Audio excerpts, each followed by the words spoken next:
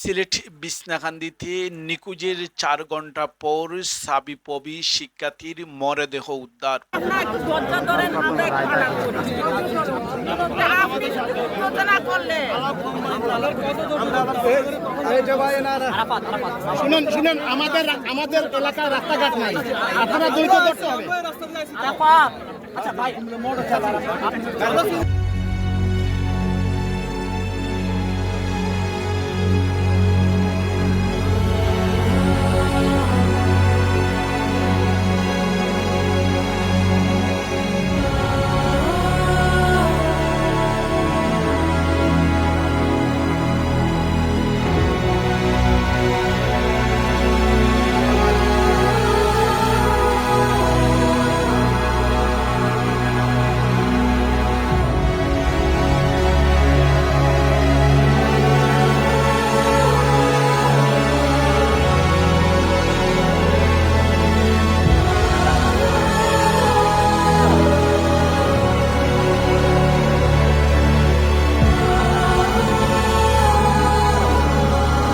শিক্ষার্থী শান্তর মৃত্যুতে সাবিপ্রবি জুড়ে গভীর শোকের ছায়া।